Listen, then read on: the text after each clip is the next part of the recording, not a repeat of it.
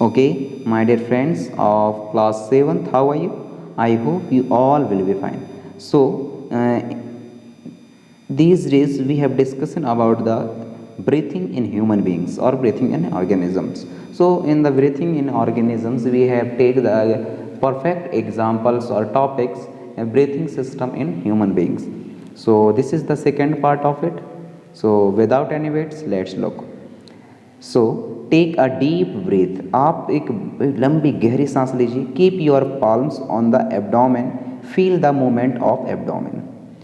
What do you find after having learn that during breathing there are change in the size of the chest cavity. आप देखते होंगे कि जैसे ही अपन लोग breathing system complete करते हैं तो चेस्ट कैविटी में मूवमेंट हमें देखने को मिलती है, सच एज उसकी साइज़ इंक्रीज हो जाती है ड्यूरिंग द इनहेलेशन प्रोसेस और size is decreases during the exhalation process. Children got involve in this chest expansion competition. So children got involve in the chest expansion competition. Chest expansion competition पे बच्चे भाग ले सकते हैं, involve हो सकते हैं. अच्छा, हम जो अभी डिस्कशन कर रहे थे कि किस तरीके से ये इनहेलेशन होती हैं और ओरल कैविटी क्या है, नसल कैविटी क्या है, नॉस्ट्रिल क्या है, लंग्स क्या हैं, तो यहाँ बताया गया है बेटा.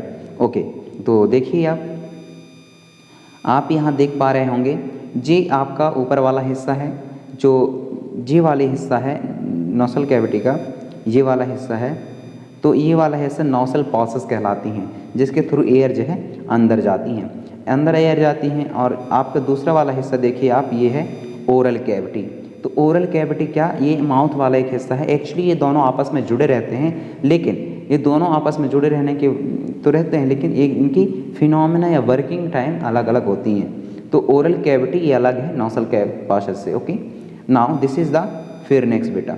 What is the meaning of the pharynx? Pharynx आपका गर्दन, जहाँ ये पाइप, विंड पाइप और एसोफेगस जो है लगी हुई पाइप रहती हैं ये फेरनेक्स के थ्रू.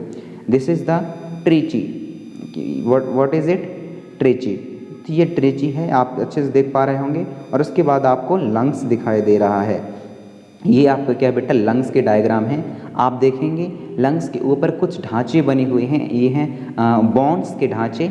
और ये नंबर और 12 नंबर ऑफ बॉन्स और number of rib in our body it's is equal to 12. तो ये रिब जो हैं 12 के होते हैं और ये दोनों साइड चेस्ट कैविटी को ढके रहते हैं. और जो हम बार बार जिक्र कर रहे थे डायफ्राम का, तो वो ये है.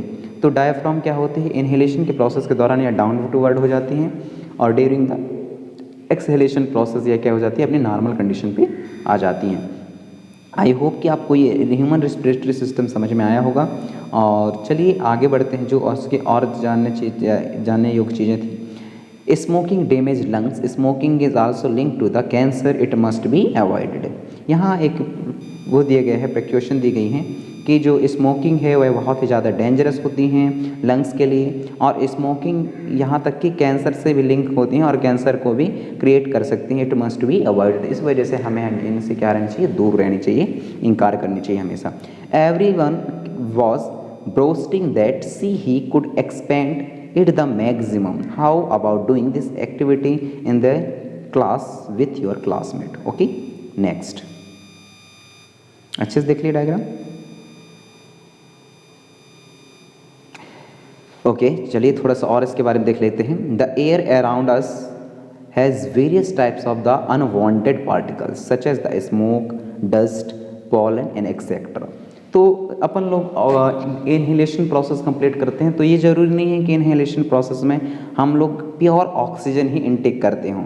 उसमें बहुत सारे अनवांटेड पार्टिकल भी इन्वॉल्व रहते हैं, सच एज स्मोक, डस्ट और पॉलन एक्सेट्रा.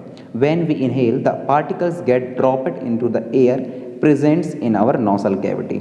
तो जितने भी ये पार्टिकल्स हैं या ट्रॉपेट एंड फंस जाते हैं हमारे नाक, जो नॉस्ट्रिल है उसके अंदर जो हेयर प्रेजेंट्स रहती है, नाक के अंदर जो हेयर प्रेजेंट रहती हैं उनमें नसल कैविटी में फंस जाती हैं. However sometimes this particle में get pass the hair in the nasal cavity. और कुछ टाइम तो ऐसे भी होती हैं कि हमारे नोसल कैविटी से, nostril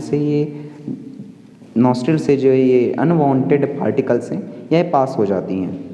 now however sometimes these particle may get passed in the nasal cavity. Okay, this may irritate the lining of this cavity, as a result of which we sneeze. और कभी काल ये पासेस नहीं हो पाते और अपन लोग इसका रिजल्ट हमें भुगतना पड़ता है as a form of sneeze. Okay, sneeze expel these foreign particle from the inhaled air and the dust free clean air enter our body. तो इनको क्लीन करने के लिए अपन लोग अपने बॉडी के अंदर वाटर को एंटर कराते हैं और उसको साफ करते हैं. Okay, now take care, when you sneeze you should cover your nose so that the foreign particle you expel are not inhale by the other person. That's the reason, जब कभी भी आपको छींक आती है, स्नीज आती है, तो आप अपने माउथ को कवर करिए, नोज़ को कवर करिए. इसलिए क्योंकि जो आपके अनवांटेड पार्टिकल्स हैं जो कि इन्हेलेशन प्रोसेस के ड्यूरिंग द इन्हेलेशन प्रोसेस अंदर चली गई थी, वह दूसरे पर्सन के द्वारा क्या नहीं किया जाए, इनहेल ना किया जाए. तो आज हमने ह्यूमन रेस्पिरेटरी सिस्टम के बारे में पूरा डाटा कंप्लीट किया. I hope you understood well. So meet you again on the next topic and next classes. Thank you.